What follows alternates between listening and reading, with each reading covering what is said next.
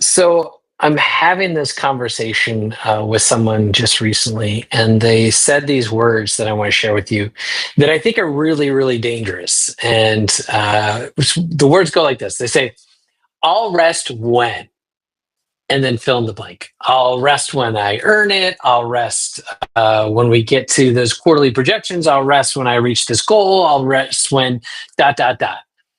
And the problem is, your nervous system doesn't care about your Q4 goals. It doesn't care about your board meeting. It doesn't care about product launches or when you hit that 10x. It cares about one thing and one thing only, and that is survival. And right now, with everything that's going on in the world, we are getting peppered constantly with change and speed and technology, the geopolitical issues, economy, like all these different things are all happening all at the same time. And it's been screaming at us where our bodies are starting to become reactive instead of allowing us to respond to things accordingly. And many people would say, like, oh, that's just the price of success. Oh, that's just what it takes to XYZ. And all of that is creating in people, and particularly leaders, more tension, more chaos, more friction, as well as, I would say, almost like brain fog and molasses. So people are not as effective. Leadership is not as impactful as it could be. If you're not familiar with me, my name is Angus, and for the past decade, I've been working with Fortune 500 executives at companies like Cisco, FedEx, Workday, Bridgestone, and some others. And I've also worked with founders from SaaS companies to AI companies like on Babbel. I've worked with a social media marketing media company, Social Media Examiner. I've worked with over 1,000 high performers who have come to me at some point or at some pinnacle where they definitely have some success, but for some reason they feel stuck. And I'm going to tell you something that I've learned. It's something that a lot of people don't discover, is that you are not at a place where your potential, your creativity, your capacity, your edge, it didn't disappear. It's more like your nervous system has adapted in the wrong way. And so today I want to cover why I think a lot of elite leaders burn out differently than everyone else. And I'll also tell you like how to fix it. You see, when we look at what's actually happening, we're checking our phone before we, put our feet on the floor in the morning, not because we're trying to be productive, but rather our body in some way is signaling that we are having some sort of a threat assessment, that we're trying to get ahead of things for the day, and we're trying to get to the thing we got to get to and know what's coming, what's on the horizon.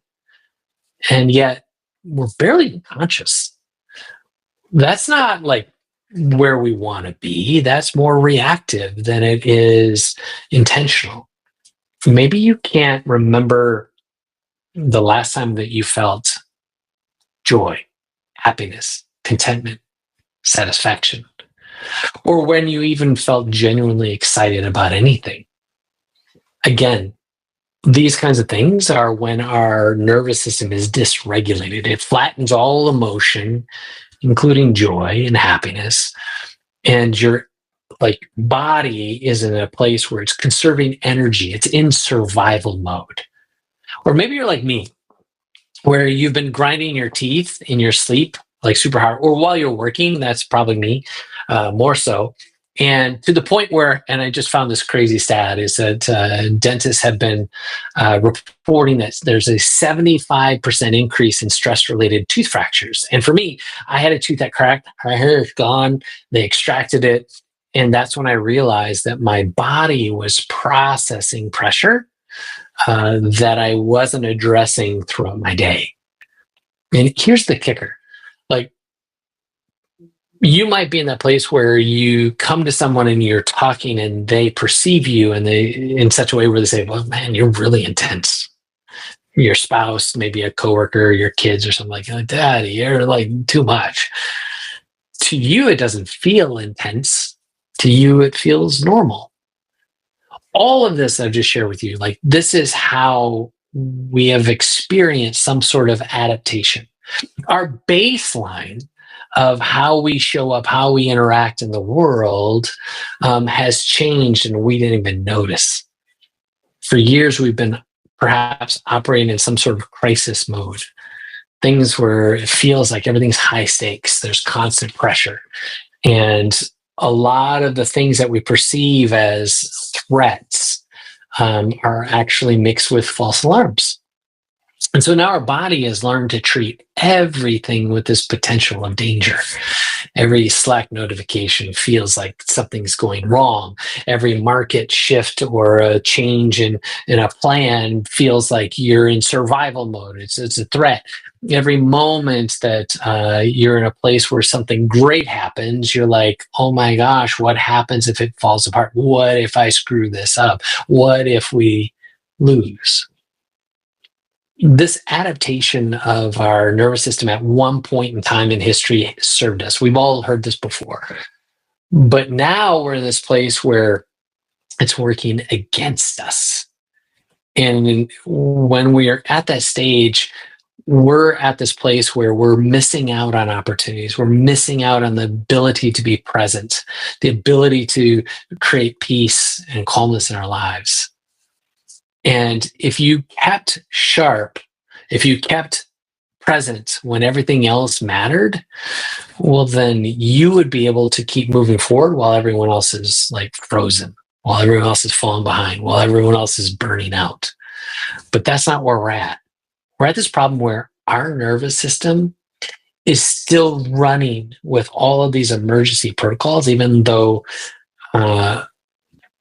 the war with our crazy, the war with saber-toothed tigers, the war with whatever has gone away. And so our biology is running on an operating system that was built for something in the past.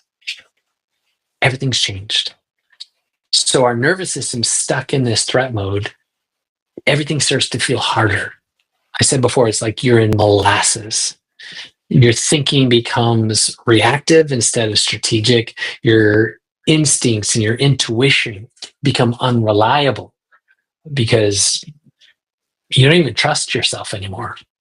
Maybe your decisions are based in a lot of second guessing and a lot of doubt.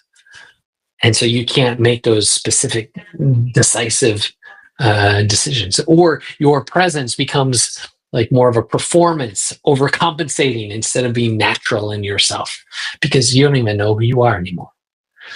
All of these different things I just described, it's not burnout. It's actually something way deeper. And I would kind of illustrate with this. In just 1 week, I was talking with 3 C-suite leaders who privately admitted to me that they had experienced some level of an anxiety attack. They were experiencing a great pressure and it caused their bodies to respond in a certain way. And so when I was talking to them, I got really excited. I was like, man, can we have that conversation? Would you come onto my podcast so we can talk about that? All 3 of them declined.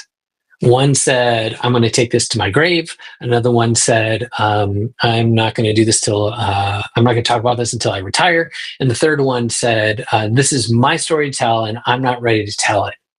So until I'm ready, I'm not going to say anything. And so these are some of the like psychological prisons that people find themselves in. When they're in leadership, they feel like if they share anything that becomes vulnerable, or if they share anything that has weakness, then on some level, someone might weaponize it, or it might make them, be disqualified from an advancement or some kind of respect or honor or whatever. And that's when our role suddenly becomes more important than our peace. That's screwed up. That's jacked up. And so if you were experiencing some of these things, perhaps you've tried to find a way out of it, to treat the symptoms. Maybe you've done the meditation apps. Maybe you've done cold plunges and the ice baths. Maybe you've done the 5 a.m. whatever. Maybe you've done breathing exercises. Maybe you've seen some level of an executive coach or some kind of retreat that you've gone to. All of these different things. And yet, you still feel exhausted. Maybe you're still irritable.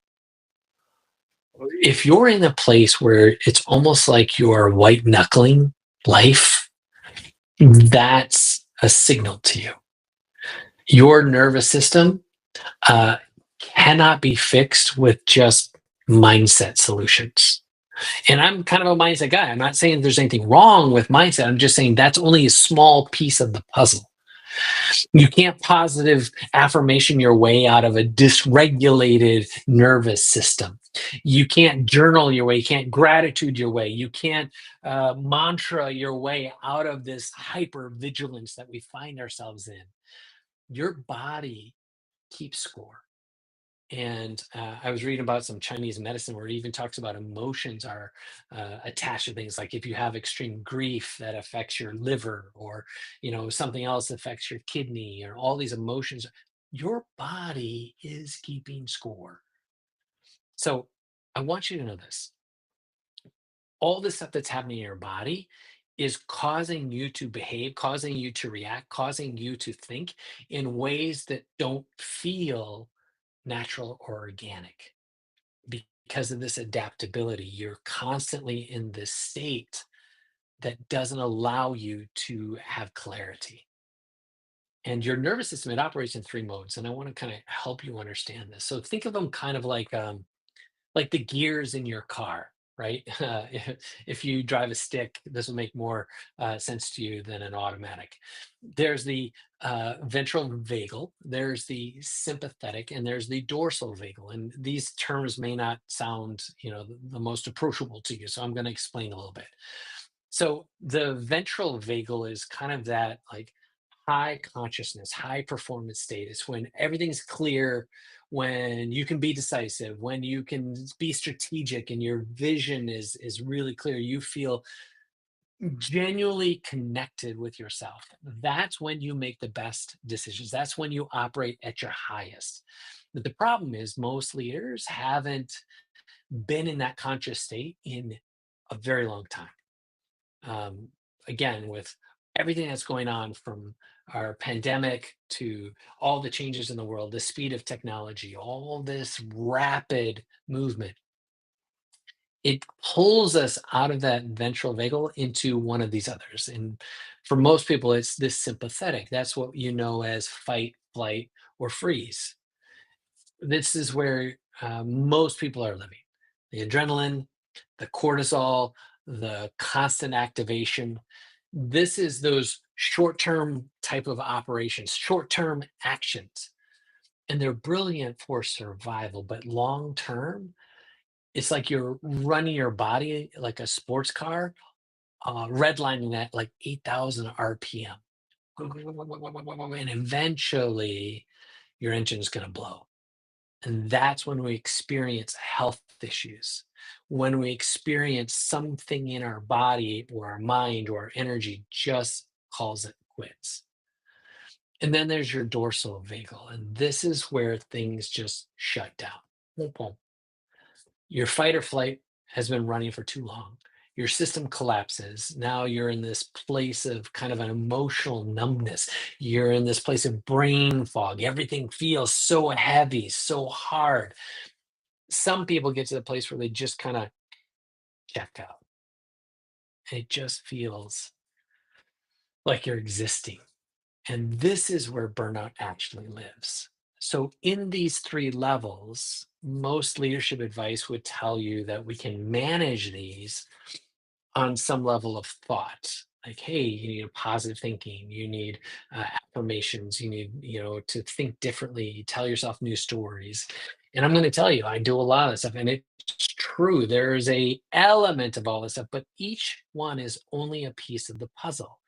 But the massive core of this is this truth that your body is making decisions before your brain gets time to vote. If you have kids, maybe you know this. It's like they go through these stages where they love to scare each other. My kids are kind of at that stage, and it's funny. One will scare the other, and then they'll get mad, and then they say, "You, I would never do that," and then they turn around and do it anyway.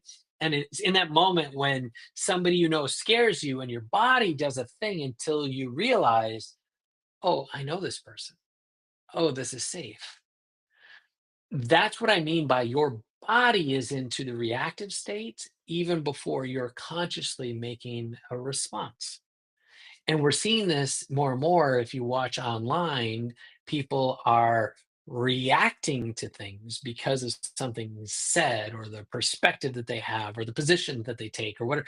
And instead of us thinking through, like, who is this person? What are they experiencing in their life? Or what is their perspective?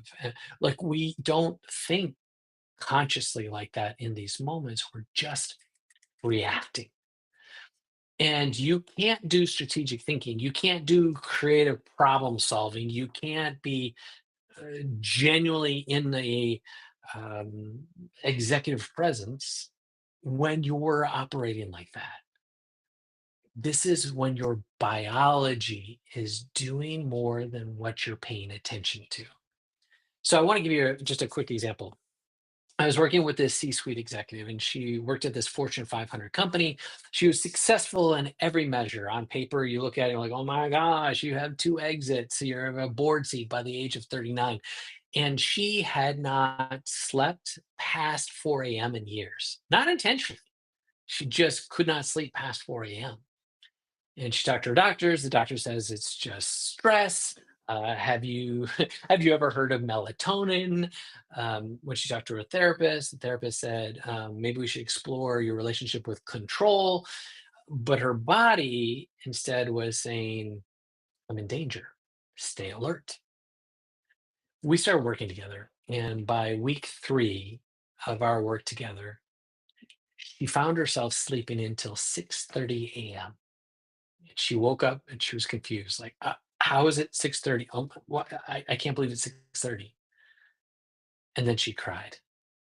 Not because she, um, slept too long or something like that, but because she realized that her nervous system finally got the signal that she's safe. That is an example of how our bodies are doing things, even if consciously or subconsciously we're not aware. And that's what recalibration looks like. It's not positive thinking, it's not work life balance, it's not delegation, it's not productivity, even though all those things are important. And I believe, and I'm a proponent for all those things. However, it is at this place where you are having kind of this somatic rewiring at a level where your body is now making better decisions, right? If you don't, then you will be at this state where you are constantly on, constantly going, go, go, go state. And eventually that's going to come back and bite you. And what nobody tells you as a high performer is that what's actually happening is those chemicals that are going on, the cortisol and all these, like, you start to get addicted to the adrenaline. You get addicted to those chemicals. And that's what starts killing your leadership. It's like you only know how to operate in light of all of that. And you will tell yourself, I work well under pressure. I need these deadlines and I wait till the end because then I can finally think straight. I can get things done. But what your body is actually doing is it's dying. You tell yourself another lie. It's like, well, I'm motivated. This is where this is my drive. But your cortisol thinks like there's danger. There's a tiger in the room. Like, these are the ways that we're fooling ourselves without knowing that that's what we're doing. We think, oh, I will rest when. That's how we started this whole conversation. I'll rest when we get to the end of this quarter. I'll rest when we meet this budget. I'll rest when we make that hire. But your nervous system, it already knows you're full of crap and it stopped believing you years ago. You see, the leaders I work with, they don't lack drive. They lack the ability to down regulate. Kind of like what I was talking about with like that gear shift. They cannot downshift. to get to the place of stillness, to feel safe in the quiet. They've constantly got to have something going on. Even when there's nothing going on, they start to get uncomfortable. They can't sit in silence. They need to have music going or something. They have to have the news going on. They have to have television going. They have to have a movie going. But if you're really going to lead in clarity, you have to be able to step out of all the crisis. Cannot like experience your full range of emotion, your full range of being, your feel full range of intuition if you're in a constant sprint. And so we want to recover. So what we're actually going to do about this, I want to just share with you. I want to talk to you about this nervous system recalibration, what that actually means. When you look at recalibrating your nervous system, this isn't necessarily therapy. It's not productivity hacks. Like I said before, it's not just like box breathing. It's training your body to tell the difference between pressure and danger. You see, we're always going to be experiencing pressure. And like I said, with all these different things happening in the world, that pressure is just going to increase. So, what we're not saying is, I'm not saying like, hey, we want to take all this stuff away. What I'm saying is we need to redefine it. And in order for us to redefine it, we have to recalibrate how we define it. So when that system threat arises, you respond in a more calculated and intentional way.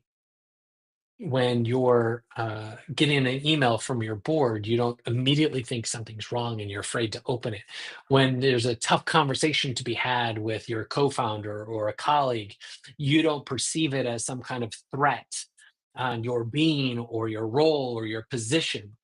When you are launching a new product, you're not in a place where you're in panic, wondering if this company is going to go extinct because we're going to screw it up and we're going to lose all of our customers and everybody's going to think we don't. All of those different worries, concerns, anxieties, reactions, it's because your body can't tell the difference. It's in survival mode constantly.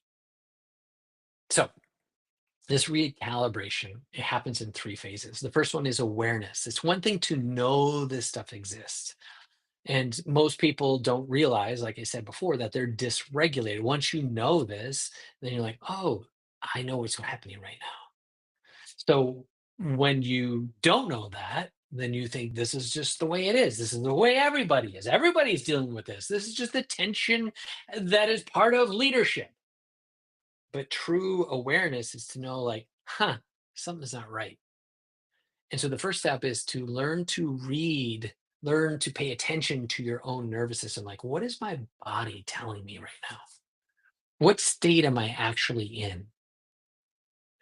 Not necessarily like what you think you should feel, but what is your body actually experiencing right now? And the more that you can pay attention, the more you can read those signals, the more clarity you'll have on what's the next step, which number two is regulation. Now, I'm not talking about just managing the stress, like, oh, I just got to exercise more, or I just got to eat cleaner, or I just got to drink more water, or I got to do more breathing exercises. It's more about building your capacity between states intentionally, meaning when you feel activated, you tell your body that you're calm. When you feel the shutdown, you recalibrate your body to become engaged. When you feel like you just want to react, you take a pause and you train your body to see the whole picture and then to respond. Like, this is not going to be done through willpower and striving and like, I'm going to, wrestle this thing to the ground. No, it comes through practice, repetition. It comes through learning the language that your body is speaking, and then that becomes your new baseline, which takes us to number three, which is integration. And this is the real work. It's maintaining that new baseline under pressure. in real meetings with real stakes, with real stuff on the line, when everything feels uncertain or urgent or overwhelming, when all that's happening, when the transformation that you're experiencing isn't holding under that pressure, well, then it isn't really transformation. But if we've recalibrated, now it moves from behavioral modification into a natural organic state. You're no longer exhausted, but now you're a place where you're empowered. So the reason why I share all this with you is because that's what I do. That's what my programs are about. And I have this 90-day program called the Exhale. And what it does is, first of all, it doesn't put more on your plate, doesn't take up more of your time. Instead, we recalibrate the systems that are running everything, the systems that are below the surface. This is a new operating system. And just one exercise, as an example, is what we call a 10-minute motivator. And it's 10 focused minutes each morning. You can do it in the afternoon, you can do it in the evenings if you want, where you review these new standards you've set for yourself, when you embody an upgraded identity, when you have created a vision of where you want to go, and then from that determined who must I be to get that, to attain that. And these are all these exercises that we put together into this 10 minutes. And in this structure and in this repetition, you start to create a new reality for yourself. And as I stated, this is something that you rehearse to a degree that these just 10 minutes each day, done consistently, will do more in your life than hours and hours of kind of scattered effort. Because when you're not adding complexity, when you're not adding logic to all the things, instead, you're getting more entrenched with your emotions, your responses, your beliefs. You start training your nervous system to tell the difference between the pressure and the danger. All pressure is not bad. Danger is bad. Danger is when you go to that fight or flight. Pressure is where you can actually perform. Once your body learns these lessons, then everything becomes more natural. Then everything becomes more intentional. That's when you start to find your edge, your power, your creativity starts to return. That's when the clarity, the vision, the ability and capacity to be objective, that's when that returns. When your instincts, your intuition, your perspective, that begins to return. When your presence, when your composure, when that executive stillness and calmness and quiet confidence returns, not because you've been in some kind of broken state, but because you've actually been able to recalibrate that which had gotten thwarted before. Now you're practicing something really powerful, and you're no longer in that protective state, you're in a powerful state. So I want to give you one more example. One of my clients, Matt, he's the founder of a bank, and he needed to raise $22 million of capital. Now, in this classic high achiever state of him, if you know anything about the Enneagram, he was an Enneagram 2 and 3. And so everything was based on performance and perception and pleasing in some level. And so his whole identity was thinking that he needed to become someone that these other people expected. And so he was constantly in this kind of referendum of the person he needed to be. And in his mind, I'm like, I need to be a banking executive. I need to have it all together. I need to be, buttoned up and blah, blah, blah. And the weight of needing to be this certain thing caused him to suffocate his own natural abilities that actually made him the success that he'd already become. And so what we worked together was just to shift that back into who he really is. He no longer had to earn his place. He didn't have to worry about whether he was worthy or deserving or having that thought in his mind, do I have what it takes? Instead, he started operating in this profound truth that he was already ready, that he was already prepared, that he was already destined for this opportunity, that everything he had done was preparation, that it was the tuition he paid for this next graduation. And suddenly he started to operate from this core level of reality. And he started to hone his authenticity. He could show up as the version of himself he's always been. And that opened up conversation with investors like nothing else had. And he started showing up as this leader of this vision for this bank he knew that he was supposed to do. And the result, they didn't just hit $22 million in their goal. They raised $26 million in 137 days.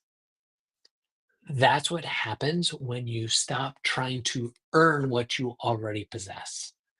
That inherent worth, that authentic capability, that trusting yourself, trusting your intuition. So here's where we are. If you've recognized yourself in any of this, if you feel like on some level you've been kind of white knuckling life and you feel like you've been doing that for far too long, if you've forgotten what it feels like to be yourself, if you're successful, but externally things look great, but internally you feel exhausted, if you feel like you're just pretending sometimes, that you're just going through the motions, then this is for you. The Exhale is a 90-day program. It's for elite leaders who are ready to do something different. It's not for everyone. This work will require of you to be prepared to optimize the way that you are showing up for yourself, to raise your standards, to step out of the exhaustion and into empowerment. You need to understand the difference between being comfortable and what actual safety is when you're being in your true self. When you no longer see risk as something detrimental, but risk is an expression of yourself because you were born for this. If you are in a place where you are ready to no longer suppress the real you, that you've recognized that the way you've always been will not get you to where you want to go, that state has been expensive for you, that it has cost you opportunities, cost you clientele, cost you team members, cost you your reality that you desire, well, I would say it's the right time for you.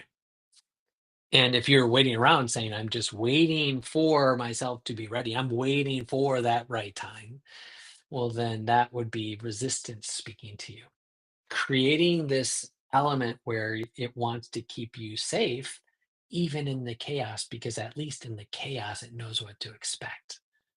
But you were not born to settle. You were born for more, and you know it.